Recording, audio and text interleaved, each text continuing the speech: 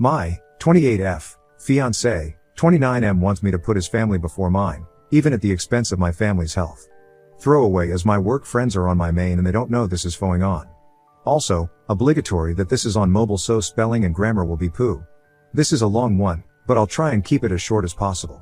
I, 28F, got engaged to my partner of 7 years, R, 29M, in May. Both sides of our family were really happy about this, and we had a big family meal 2 weeks after getting engaged. His brother lives 250 miles away and couldn't get here for that meal, so we decided to have a meal just for his family in late June when his brother would be back for the weekend. This weekend was arranged long before we got engaged, so he wasn't back just for the meal.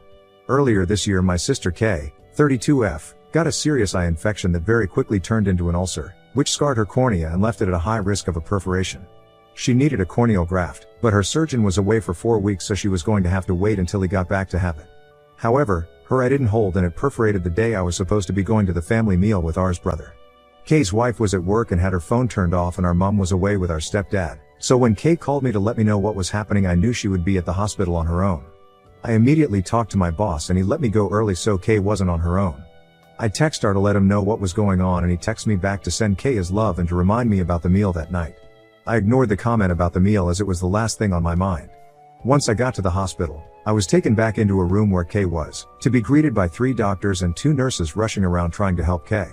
I was then informed that she needed to have an emergency operation to have her eye glued or else she would lose it. The problem was that they didn't have a surgeon at that hospital that could do it, and she needed to go to another hospital an hour and a half away. They asked if she would need transportation or if I could take her. I said I would take her. Once we got to the other hospital, we were told that she would be having the operation at 5:30 p.m. I knew then that I wouldn't make the dinner and texted her to let him know. He flipped out and basically told me to leave K at the hospital and have her wife pick her up after the op was done. At this point I still hadn't been able to get a hold of K's wife. I told him that wasn't going to happen and that he was out of order to even ask me to do that. I then texted his mom and told her what was going on. She was really supportive and told me to stay with K and let her know how the op goes. A dinner can be rescheduled, K's health can't. I also spoke with his brother, who was equally as understanding. I stayed with K. Her operation was a success and I got her back home about 9 p.m. Her wife had ordered some Chinese and offered me some, which I happily accepted as I hadn't eaten since lunch. With that, I didn't get home till about 11 p.m. and Zar was already asleep. R was very short with me for days after, and we ended up having a huge fight where he told me that I should have put his brother and family before K. He said he was embarrassed going to the meal without me. I responded that I was embarrassed though I would put a meal before my sister's health. This led to another week of awkwardness between us before we finally sat down and we sorted it out, or so I thought. 8 weeks ago K got her graft and so far everything is going really well with it. On Saturday his brother was here, so we went out for dinner with his family. His family were all asking about how K was doing and I showed them a picture of the stitches in her eye. I thought that everything had gone really well until we got home and he got really angry, saying that I shouldn't have brought up K's health issues and I shouldn't have shown them the picture. I argued that they'd asked about her and asked to see the picture. It ended with him telling me that I needed to put him and his family before K or else we weren't going to work. His family will come before mine once we are married, so I should get used to it. I went upstairs and packed a bag. I'm now at my mom's house and he's been bombarding me with text and calls since I left. I do love him, but I will never put his family above my own family's health. I feel like he's expecting me to spend every holiday with his family and put their wants above my family's needs, which won't happen. I'm very close to my sister and my mom. That's not going to change. So I don't really know how to move forward or if I even want to. Has anyone experienced anything like this before? If so, how did you deal with it? Update 1, TLDR, for those that just want a quick update, I left him and he's out of my house. His mom is seriously pissed at him and his brother has gone no contact with him for the foreseeable future. For those that want a longer version. Once I'd decided to end things with him, I knew that the main issue would be getting him out of my house. I own the house outright. My grandma died 5 years ago and left her house to my mom, who sold it and split the money between me and my sister. I then bought my house with that money about a year after she died. I got in touch with my stepdad's friend, who is a landlord, the day after I wrote my original post, who then put me in touch with his solicitor. He didn't have time to see me in person that day, but we did have a phone call where he gave me my options.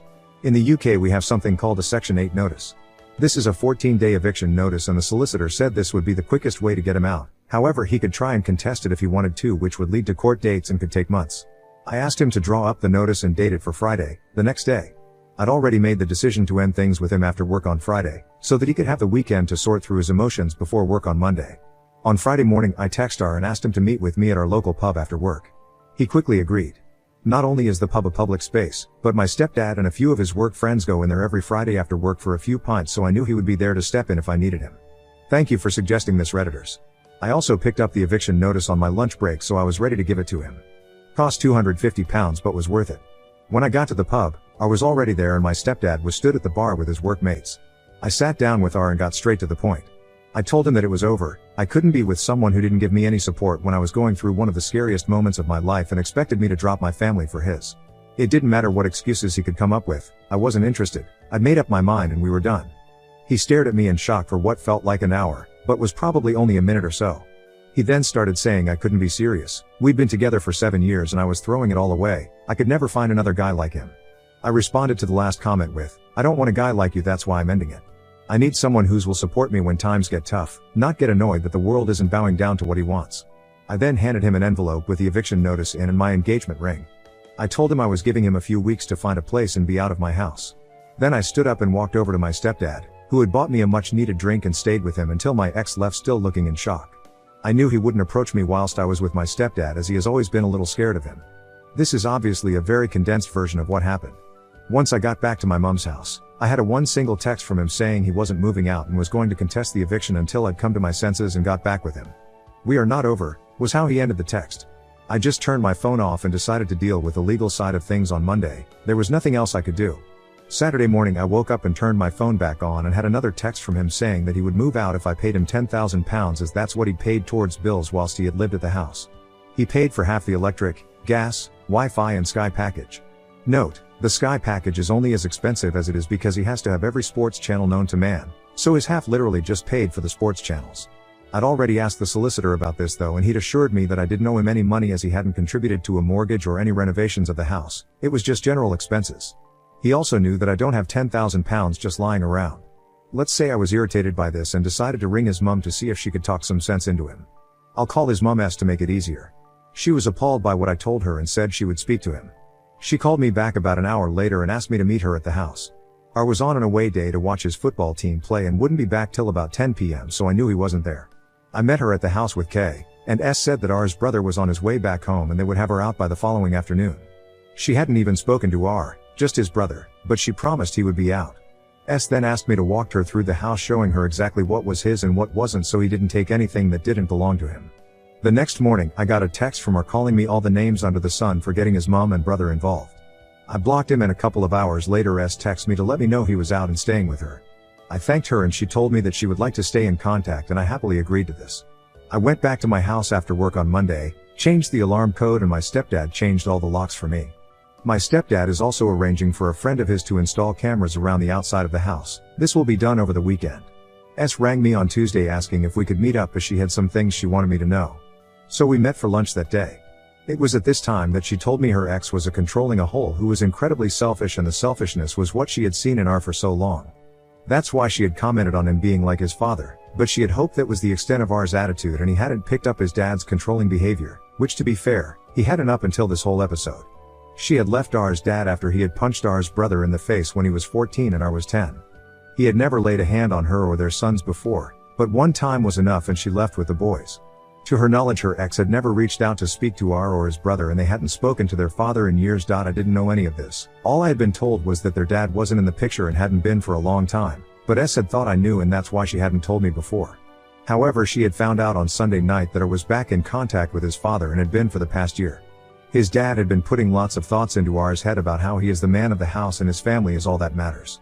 This had fed into R's selfish tendencies and had amplified them tenfold.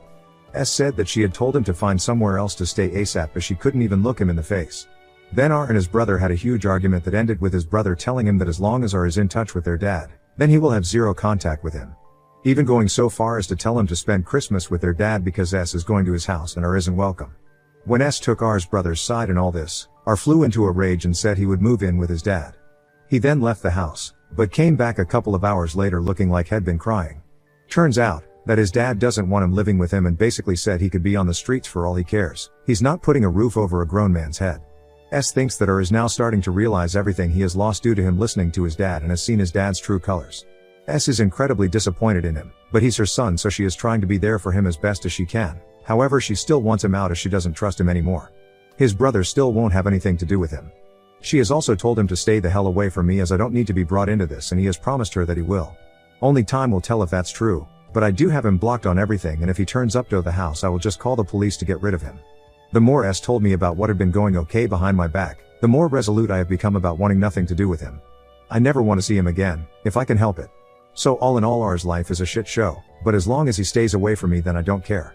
I've been spending a lot of time with my sister and her wife as well, and my mom and stepdad, which has been great. I've never really been close to my stepdad, but this has brought us a lot closer together, which has been one huge positive out of all this. I'm not exactly happy right now, but I'll get there. There's still a lot of feelings that I need to unpack, and it will take time to move on from this whole situation.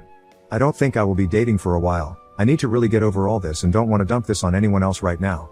For all those asking how Kay is doing, she's doing great. Had a hospital appointment on Monday and her consultant said her eye is healing, in his words, marvelously, so that's a relief. Thank you to everyone that reached out to me. I hope there won't be any need to update this again, so this should be my final update. Update 2, for telling my ex that it's not my fault that he's homeless. So I, 28F, posted on relationship advice before about my now ex, 29M. The post and update is in my profile, but basically my ex-fiancé wanted me to put his family before mine even at the cost of my sister's health. I ended up breaking up with him over it, and he was forced to move in with his mom, who then found out that he had been in touch with his abusive dad, who was twisting his view on how a relationship should work. Last I heard was that his mom was kicking him out as she would not have anyone in her house that was in contact with her ex, and that he had tried to go live with his dad, but his dad had refused. I was completely NC with him, so his mom was the one that had told me this. I'll call my ex R and ex's mom S to make things easier. I hadn't heard from R in weeks, but yesterday he showed up at my house. I had the chain on my door so opened it with that still attached. No way would I let him in. He basically told me that he had nowhere to live. His mom isn't speaking to him and his dad won't put a roof over a grown man's head, his words not mine. He asked if I would take him back or at least let him live with me. No way in hell would I get back with him, and getting him out the first time only went easy because his mom stepped in to help. He had threatened to take me to court knowing that if he did it could take months to get him out, and then said he would only move if I gave him £10,000. I contacted his mom, who was furious about that, and she turned up with his brother and forced him out. I told him that there was zero possibility of him ever living with me again and that we were 100% over. He started shouting at me and calling me all sorts of names, so I threatened to call the police if he didn't leave and shut the door. I have cameras all over my house, so I caught everything he did and said on camera and have saved it to a USB just in case. He then went crying to all our mutual friends, and it managed to get back to his mom. She called me and asked what happened. I told her, and she then informed me that she had put her house up for sale and was moving 300 miles away to be nearer her other son. Her and R had a huge argument about this, and she finally kicked him out. Since then he's been couch surfing, but with Christmas coming up, his friends aren't really happy with having him on their couches when they have kids and are meant to be enjoying the festive season. He's been kicked out of 3 friends' houses in 10 days. She told me I was right to refuse him, but I've since had other friends say that they feel sorry for them, and that I can just let him stay in my spare room until he's back on his feet. I then asked them to put him up, but they said they would but don't have room, and if they had a spare room like me then they would let him stay. My family and his are on my side, but I'm starting to doubt myself with what a couple of my friends have said. So Reddit, Ida? Edit, just a quick edit as I'm going to bed. I've just spoken with the wife of one of R's friends and she's asked to meet me on my lunch break tomorrow. Apparently, R stayed with them for 2 nights before she kicked him out, and there's more going on than what I know of. She's going to tell me the full story tomorrow, but told me that I shouldn't let him anywhere near me and that he's staying in a B&B so he does at least have a roof over his head right now. I'll try and update after I've spoken to her. Update 3, so I posted yesterday about my ex turning up at my house wanting for me to let him move back in with me. I said no, but a couple of friends thought I should let him, and that messed with my head. R is my ex. A few people told me to change my lock etc. I did that and changed my alarm code, as well as my stepdad got his friend to put up 4 cameras around my house. I'm also going to start shutting the gate so that no one can walk up to the house without ringing the bell there first. I put in an edit that I was going to be meeting with one of R's friends' wives for lunch today, and I have to say that it was informative for sure. I'll call her N, 30F, and her husband Z, 29M. So I went to meet her on my lunch break at a cafe near my work. It's a place that a lot of my coworkers go to, and I know the staff there as well.